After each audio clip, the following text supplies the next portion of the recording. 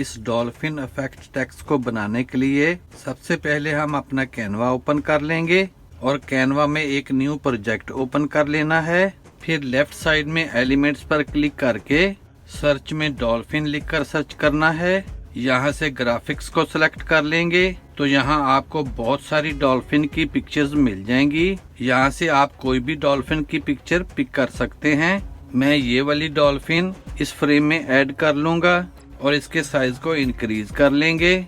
मैं इसके साइज को यहाँ तक बढ़ा लूंगा और इसको यहाँ पर सेट कर लेंगे। अब लेफ्ट साइड में एप्स पर क्लिक करेंगे और सर्च में टाइप क्राफ्ट लिखकर सर्च करना है। यहाँ से ये वाली ऐप को ओपन कर लेंगे। अब यहाँ पर इस टेक्स्ट बॉक्स में इस टेक्स्ट को सिलेक्ट करके डिलीट कर लेना है और यहाँ पर अपना टेक्स्ट टाइप कर लेंगे। आप यहाँ कुछ भी टाइप कर सकते हैं। मैं यहाँ डॉल्फिन टाइप कर लूंगा। यहाँ से फॉन्ट पर क्लिक करके आप इसका फॉन्ट भी चेंज कर सकते हैं। मैं यहाँ एंटन फॉन्ट सिलेक्ट कर लूंगा। फिर यहाँ पर क्लिक करके इसका कलर भी चेंज कर लेना है। मैं इसको व्हाइट कलर दे दूंगा। अब यहाँ पर ये जो टेक्स्ट के ऊपर डॉट्स हैं, इन पॉइंटर्स को मूव करके इस टेक्स्ट को डॉल्फिन की शेप दे देंगे। इन डॉट्स को पुल करके अच्छी तरह से एडजस्ट करते जाएंगे और इस टेक्स्ट को डॉल्फिन की शेप दे देंगे। तो यहाँ अपडेट एलिमेंट पर क्लिक कर लेना है तो ये टेक्स्ट इस फ्रेम में आ जाएगा। आपने इन पॉइंटर को अच्छी तरह से एडजस्ट करके डॉल्फिन की शेप का बना लें।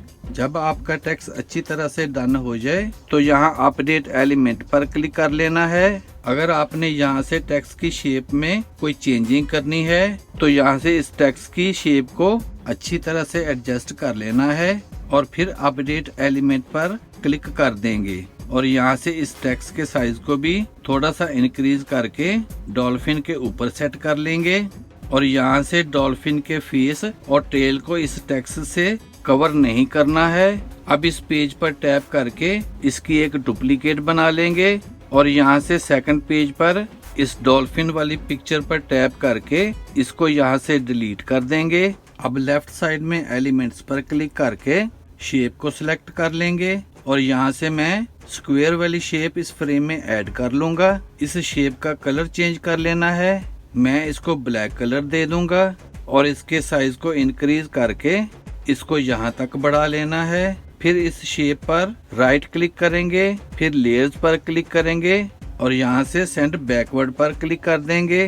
अब ऊपर शेयर पर क्लिक करेंगे, फिर डाउनलोड पर क्लिक करेंगे और यहाँ से सेकंड पेज को सिलेक्ट कर लेना है और इसको एज अ PNG डाउनलोड कर लेंगे।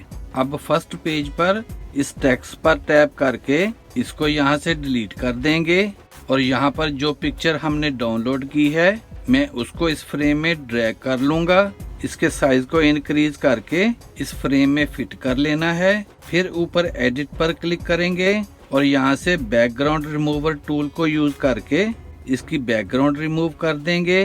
फिर डू टोन पर क्लिक करेंगे और फिर चेरी पर क्लिक कर देंगे और यहाँ से हाइलाइट्स के कलर को चेंज करके व्हाइट कलर दे देना है और यहाँ से शैडोज के कलर को भी चेंज करके इसको भी व्हाइट कर देंगे।